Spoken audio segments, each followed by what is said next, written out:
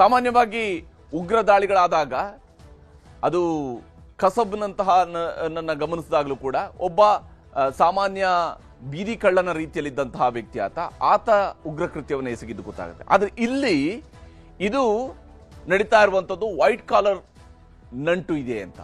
ಯಾಕಂದ್ರೆ ಇವರೆಲ್ಲರೂ ಕೂಡ ಉತ್ತಮವಾದಂಥ ಶಿಕ್ಷಣವನ್ನು ಹೊಂದಿರತಕ್ಕಂಥವ್ರು, ವೈದ್ಯರಾಗಿರುವಂಥವ್ರು, ಅಂಥವ್ರು ಈ ಕೃತ್ಯವನ್ನು ಎಸಗಿದ್ದಾರೆ. ಡಾಕ್ಟರ್ ಅಹಮದ್ ಮೊಯ್ಯುದ್ದೀನ್ ಸೈಯದ್ ಈತ ಕೂಡ ಡಾಕ್ಟರ್. ಈತನ ಉದ್ದೇಶ ಏನಿತ್ತು ಅಂತ ಹೇಳಿದ್ರೆ ದೇಗುಲದ ಪ್ರಸಾದ ಹಾಗೂ ನೀರಿನಲ್ಲಿ ರಿಸಿನ್ ಮಿಕ್ಸ್ ಮಾಡುವ ಸಂಚನ ಈತ ರೂಪಿಸಿದ್ದ. ರಿಸಿನ್ ಅನ್ನು ಮಿಕ್ಸ್ ಮಾಡುವಂಥದ್ದು ಈತನ ಉದ್ದೇಶ ಆಗಿತ್ತು.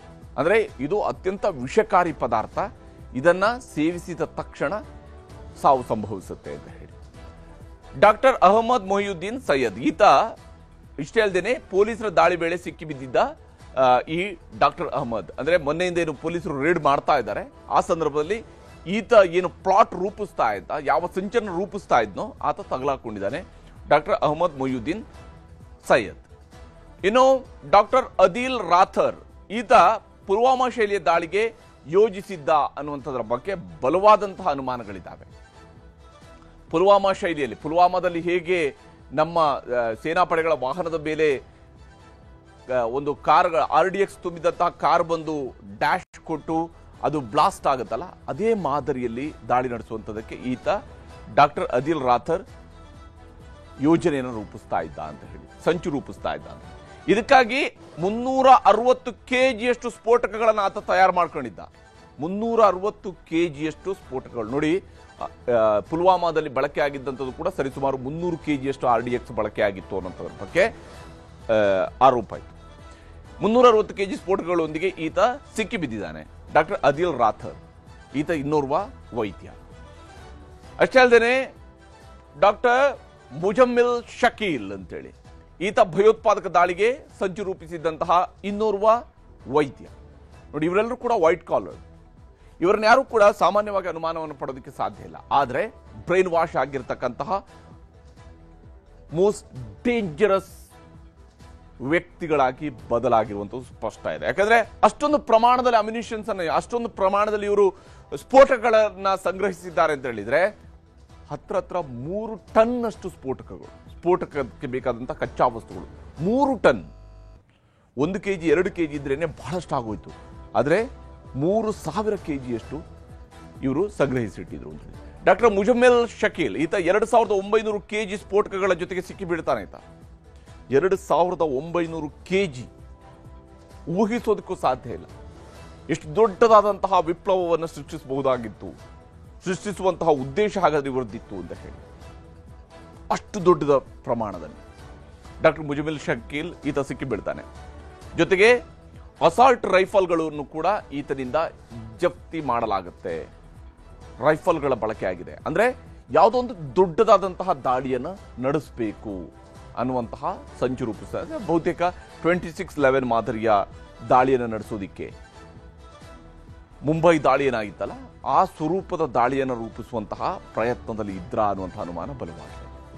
ಇನ್ನೋರ್ವ ಈತ ಈಗ ಸತ್ತು ಹೋಗಿದ್ದಾನೆ ಅನ್ನುವಂಥದ್ದು ಇರುವ ಬಲವಾದಂತಹ ಅನುಮಾನ ಡಾಕ್ಟರ್ ಉಮರ್. ಫರೀದಾಬಾದ್ ರೇಡ್ ವೇಳೆ ಈತ ಪರಾರಿ ಆಗ್ತಾನೆ. ಫರೀದಾಬಾದ್ನಲ್ಲಿ ಮೊನ್ನೆ ಏನು ದಾಳಿ ನಡೆಸ್ತಾರೆ, 2900 kgಯಷ್ಟು ಸ್ಫೋಟಕಗಳನ್ನು ವಶಪಡಿಸಿಕೊಳ್ತಾರೆ. ಆ ಸಂದರ್ಭದಲ್ಲಿ ಈ ಡಾಕ್ಟರ್ ಉಮರ್ ಪರಾರಿ ಆಗ್ತಾನೆ. I-20 ಕಾರ್ನಲ್ಲಿ ಈತ ಪ್ರಯಾಣಿಸ್ತಾ ಇದ್ದ ಡಾಕ್ಟರ್ ಉಮರ್. ಅಂದ್ರೆ ಅಲ್ಲಿ ಸ್ಫೋಟಕಗಳನ್ನ ಎಲ್ಲಿ ಸಂಗ್ರಹಿಸಿಡಲಾಗಿತ್ತು, ಎಲ್ಲಿ ಗೋಡೌನ್ಗಳನ್ನು ಮಾಡಲಾಗಿತ್ತು, ಎಲ್ಲಿ ಇವುಗಳನ್ನ ಸ್ಟೋರ್ ಮಾಡಿಡಲಾಗಿತ್ತು, ಅವುಗಳನ್ನ ಹಿಡಿದ ತಕ್ಷಣನೇ ಈ ಡಾಕ್ಟರ್ ಉಮರ್ ತನ್ನ ಬಳಿಯಲ್ಲಿರ್ತಕ್ಕಂತಹ ಸ್ಫೋಟಕಗಳನ್ನು ಸ್ಫೋಟಿಸುವ ಉದ್ದೇಶದಿಂದ ಈತ ದೆಹಲಿಯನ್ನು ಪ್ರವೇಶ ಮಾಡಿದ್ನಾ ಅನ್ನುವಂಥದ್ದು ಇಲ್ಲಿರುವಂತಹ ಅನುಮಾನ. ಈ ಕಾರು ಕೆಂಪುಕೋಟೆಯ ಬಳಿಯಲ್ಲಿ ಸ್ಫೋಟಗೊಂಡಿತ್ತು. ಈತ ಪ್ರಯಾಣಿಸ್ತಾ ಇದ್ದಂತಹ I-20 ಕಾರು ಕೆಂಪುಕೋಟೆಯ ಬಳಿಯಲ್ಲಿ ಸ್ಫೋಟಗೊಂಡಿತ್ತು. ಅದರಲ್ಲಿ ಡಾಕ್ಟರ್ ಉಮರ್ ಸತ್ತು ಹೋಗಿದ್ದಾನೆ ಅಂತ ಹೇಳಿ ಶಂಕಿಸಲಾಗ್ತಾ ಇದೆ. ಆತ ಅದರಲ್ಲಿ ಅದೇ ಕಾರ್ನಲ್ಲಿ ಇದ್ದ ಅಂತ ಹೇಳಿ. ಈಕೆ ಡಾಕ್ಟರ್ ಶಾಹೀನ್ ಸಯೀದ್. ಇವಳು ಉತ್ತರ ಪ್ರದೇಶದ ಫರೀದಾಬಾದ್ ಮೂಲದ ಮಹಿಳಾ ಡಾಕ್ಟರ್. ಉತ್ತರ ಪ್ರದೇಶದ ಫರೀದಾಬಾದ್ ಮೂಲದವಳು ಈ ಡಾಕ್ಟರ್. ಇವಳು ಕೂಡ ಈ ಸಂಚಿನ ಪ್ರಮುಖ ಕೊಂಡಿ ಅಂತ ಹೇಳಿ ಭಾವಿಸಲಾಗಿದೆ. ಡಾಕ್ಟರ್ ಉಮರ್ಗೆ ಶಾಹೀನ್ ಸಹಕಾರನ ನೀಡಿದಾಳೆ. ಆತನ ಕೃತ್ಯಕ್ಕೆ ಈಕೆ ಸಹಕಾರವನ್ನ ನೀಡಿದಾಳೆ. ಸ್ಫೋಟಕವಾಗಿ ಆ ಕಚ್ಚಾ ವಸ್ತುಗಳನ್ನು ಬಳಸಿ ಸ್ಫೋಟಕಗಳನ್ನು ತಯಾರು ಮಾಡೋದ್ರಲ್ಲಿ ಸಹಾಯ ಮಾಡಿದಾಳೆ ಮತ್ತು ವಿದ್ಯಾರ್ಥಿಗಳ ಬ್ರೈನ್ ವಾಶ್ ಅನ್ನು ಮಾಡ್ತಾಳೆ ಈಕೆ ಅನ್ನೋದ್ರ ಬಗ್ಗೆ ಅನುಮಾನಗಳಿದ್ದಾವೆ. ಇವರೆಲ್ಲರೂ ಕೂಡ ಉನ್ನತ ವ್ಯಾಸಂಗ ಮಾಡಿರ್ತಕ್ಕಂಥವ್ರು, ವೈದ್ಯರಾಗಿರುವಂಥವ್ರು. ಉಗ್ರ ಚಟುವಟಿಕೆಗಳ ಬಗ್ಗೆ ತರಬೇತಿಯನ್ನು ಈಕೆ ಪಡೆದಿದ್ದಾಳೆ ಅಥವಾ ಕೊಡ್ತಿದ್ದಾಳೆ ಅನ್ನೋದರ ಬಗ್ಗೆಯೂ ಕೂಡ ಬಲವಾದಂತಹ ಅನುಮಾನಗಳಿದ್ದಾವೆ. ಅದಕ್ಕೆ ಸಂಬಂಧಪಟ್ಟಂತಹ ತನಿಖೆ ನಡೀತಾ ಇದೆ. ಜೈಷ್ ಎ ಮೊಹಮ್ಮದ್ ಉಗ್ರ ಸಂಘಟನೆಯ ಜೊತೆಗೂ ಕೂಡ ಈಕೆಗೆ ಲಿಂಕ್ ಇರೋದ್ರ ಬಗ್ಗೆ ಒಂದಿಷ್ಟು ಮಾಹಿತಿ ಈಗ ಲಭ್ಯವಾಗ್ತಾ ಇದೆ. ಇನ್ನು ಡಾಕ್ಟರ್ ತಾರಿಕ್ ಅಹಮದ್, ಈತ ಪುಲ್ವಾಮಾದ ಸಂಬೂರ್ ಮೂಲದವನು, ಪುಲ್ವಾಮಾದವನು ಈತ ಈ ಕಾರಿನ ಡಾಕ್ಟರ್ ಉಮರ್ಗೆ ಕಾರನ್ನು ಕೊಡುವಂತ ತಾರೀಕ್, ಈತ ಕೂಡ ಪುಲ್ವಾಮಾದವನು, ಡಾಕ್ಟರ್ ಉಮರ್ ಕೂಡ ಪುಲ್ವಾಮಾದವನು. ಉಮರ್ಗೆ ಕಾರನ್ನ ಈ ತಾರೀಕ್ ಮಾರಾಟ ಮಾಡ್ತಾನೆ. ಇಲ್ಲಿ ತಾರೀಕ್ನ ಇನ್ವಾಲ್ವ್ಮೆಂಟ್ ಬಹುತೇಕ ದೃಢಪಡ್ತಾ ಇದೆ ಈ ಒಂದು ಕೃತ್ಯದಲ್ಲಿ. ಇನ್ನು ಡಾಕ್ಟರ್ ಸಜ್ಜದ್ ಅನ್ನುವಂತಹ ವ್ಯಕ್ತಿ, ಈತ ಕೂಡ ಪುಲ್ವಾಮಾದ ಬಂಜೂ ಮೂಲದವನು, ಪುಲ್ವಾಮಾದವನು. ಅಂದ್ರೆ ಕಾಶ್ಮೀರಕ್ಕೆ ಮತ್ತು ದೆಹಲಿಯ ಸ್ಫೋಟಕ್ಕೆ ಲಿಂಕ್ ಗೋಚರಿಸ್ತಾ ಇದೆ. ಕಾಶ್ಮೀರ ಮತ್ತು ಫರೀದಾಬಾದ್ ಹಾಗೂ ದೆಹಲಿ ಸ್ಫೋಟಕಗಳಲ್ಲೂ ಕೂಡ ಡಾಕ್ಟರ್ ಸಜ್ಜದ್ ಭಾಗಿಯಾಗಿರೋದರ ಬಗ್ಗೆ ಅನುಮಾನಗಳಿದ್ದಾವೆ. ಅಲ್ಲಿ ಸ್ಫೋಟಕಗಳನ್ನು ಸಂಗ್ರಹಿಸಿರುವಂಥದ್ದು ಮತ್ತು ಇಲ್ಲಿ ಸ್ಫೋಟ ಆಗಿರುವಂಥದ್ದು, ಇವುಗಳಲ್ಲಿ ಡಾಕ್ಟರ್ ಸಜ್ಜದ್ ಪಾತ್ರಧಾರಿ ಅಂತ ಹೇಳಲಾಗ್ತಾ ಇದೆ. ಅಲ್ಲಿಗೆ ಒಬ್ಬರಾದ ಮೇಲೊಬ್ರು ವೈದ್ಯರೇ ಇದರಲ್ಲಿ ಜಾಯಿನ್ ಆಗಿದ್ದಾರೆ. ವೈಟ್ ಕಾಲರ್ಡ್ ಉಗ್ರರು ಇವರು ಅನ್ನೋದರ ಬಗ್ಗೆ ಬಲವಾದಂತಹ ಅನುಮಾನ ಇದೆ.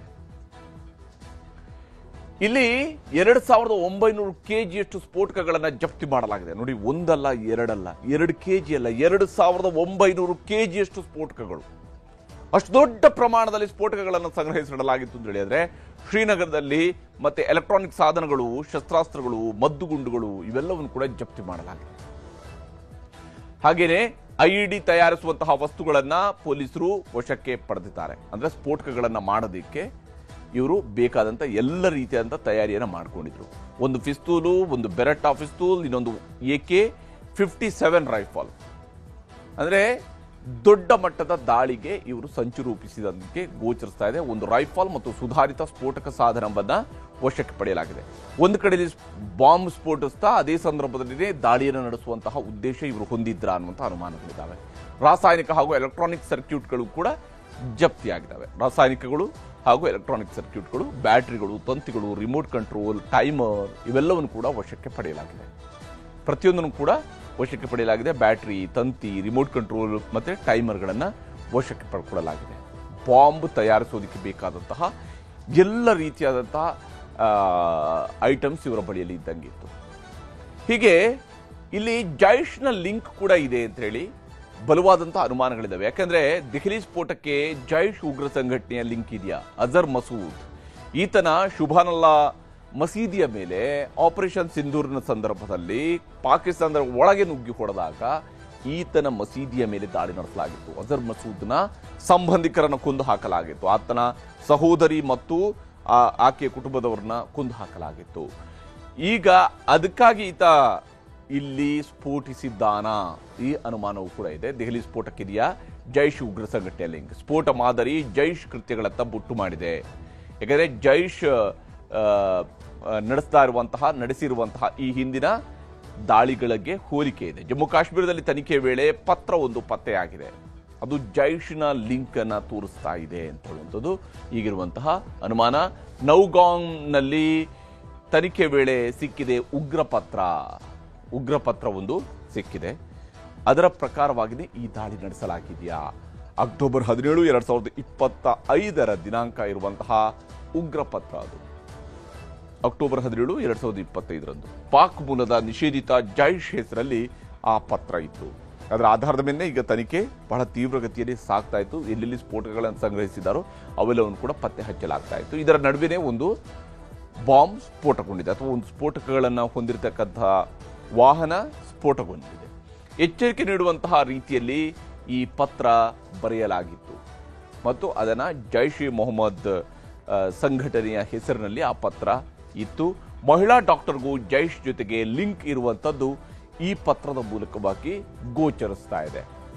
ಡಾಕ್ಟರ್ ಶಹೀನಾ ಜೊತೆಗೆ ಲಿಂಕ್ ಇದ್ದಂಥದ್ದು ಗೋಚರಿಸ್ತಾ ಇದೆ. ಹೀಗೆ ಇದು ಜೈಷ್ ಎ ಮೊಹಮ್ಮದ್ದೇ ನಡೆಸಿರ್ತಕ್ಕಂತಹ ಕೃತ್ಯ ಹೌದಾ? ಯಾಕಂದ್ರೆ ಭಾರತ ಈಗಾಗಲೇ ಆಪರೇಷನ್ ಸಿಂಧೂರದ ವೇಳೆ ಹೇಳಿದೆ, ಭಾರತದ ಮೇಲೆ ಆಗುವಂತ ಯಾವುದೇ ದಾಳಿಯೂ ಕೂಡ, ಯಾವುದೇ ಉಗ್ರ ದಾಳಿಯೂ ಕೂಡ ಇನ್ನು ಮುಂದೆ ಅದು ಯುದ್ಧಕ್ಕೆ, ನೇರ ಯುದ್ಧಕ್ಕೆ ಕೊಡುವಂತ ಆಹ್ವಾನ ಅಂತೇಳಿ ಭಾರತ ತನ್ನ ಅತ್ಯಂತ ಸ್ಪಷ್ಟ ಮಾತುಗಳಲ್ಲಿ ಆಪರೇಷನ್ ಸಿಂಧೂರ್ ಸಂದರ್ಭದಲ್ಲಿ ಹೇಳಿತ್ತು. ಈಗ ಈ ಕೃತ್ಯ ಯಾವುದು ಅನ್ನುವಂಥದ್ದನ್ನ ಪತ್ತೆ ಹಚ್ಚಿ ಆ ಉಗ್ರರನ್ನ ದಂಡಿಸಬೇಕಾಗಿರುವಂಥದ್ದು ಬಹಳ ದೊಡ್ಡ ಕೆಲಸ ಆಗಿರುತ್ತೆ. ಆ ಕೆಲಸವನ್ನು ಮಾಡಲೇಬೇಕಾಗುತ್ತೆ. ಎರಡನೇ ಸುದ್ದಿ ಕಡೆ ಹೋಗೋಣ. ರಕ್ತ ಹರಿಸಿದವರನ್ನ ಬಿಡುವ ಪ್ರಶ್ನೆಯೇ ಇಲ್ಲ, ಉಗ್ರರಿಗೆ ಪ್ರಧಾನಿ ರಕ್ಷಣಾ ಸಚಿವರ ಸಂದೇಶ. ಒಂದು ಸ್ಫೋಟ, ಇಡೀ ದೇಶವೇ ಅಲರ್ಟ್. ಇದುವೇ ಚದುರಂಗದ ಎರಡನೇ ಸ್ಟೋರಿ, ಪ್ರತೀಕಾರದ ಶಪಥ.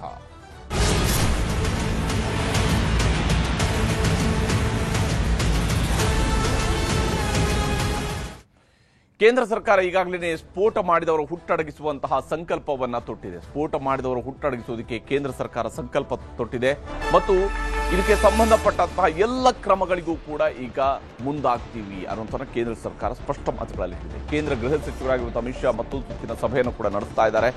ಯಾರನ್ನೂ ಬಿಡೋದಿಲ್ಲ ಅಂತ ಹೇಳಿ ಮೋದಿ ಹಾಗೂ ರಾಜನಾಥ್ ಸಿಂಗ್, ಪ್ರಧಾನಮಂತ್ರಿ ನರೇಂದ್ರ ಮೋದಿ ಹಾಗೂ ರಕ್ಷಣಾ ಸಚಿವ ರಾಜನಾಥ್ ಸಿಂಗ್ ಶಪಥ ಮಾಡಿದ್ದಾರೆ. ಯಾವುದೇ ಕಾರಣಕ್ಕಾಗಿ ಯಾರನ್ನೂ ಕೂಡ ಇದರಲ್ಲಿ ಬಿಡೋದಿಲ್ಲ ಅಂತ ಹೇಳಿದ್ದಾರೆ. ಸ್ಫೋಟ ಮಾಡಿದಂಥವರ ಹುಟ್ಟಡಗಿಸುವಂತಹ ಸಂಕಲ್ಪವನ್ನ ಈಗ ಭಾರತ ಸರ್ಕಾರ ತೊಟ್ಟಿದೆ ಮತ್ತು ಇದಕ್ಕೆ ಸಂಬಂಧಪಟ್ಟಂತೆ ಬಹಳ ದೊಡ್ಡ ಮಟ್ಟದಲ್ಲಿ ಚಿಂತನೆಯನ್ನ ಮಾಡಲಾಗ್ತಾ ಇದೆ, ತನಿಖೆಯನ್ನು ನಡೆಸಲಾಗ್ತಾ ಇದೆ, ಮಾಹಿತಿಗಳನ್ನು ಸಂಗ್ರಹಿಸಲಾಗ್ತಾ ಇದೆ, ಪ್ರತಿಯೊಂದು ಅಂಶಗಳನ್ನು ಕೂಡ ಹುಡುಕಲಾಗ್ತಾ ಇದೆ.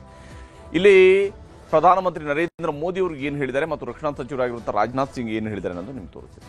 आज मैं यहाँ बहुत भारी मन से आया हूं.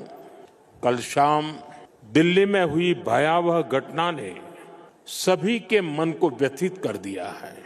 मैं पीड़ित परिवारों का दुख समझता हूं. आज पूरा देश उनके साथ खड़ा है.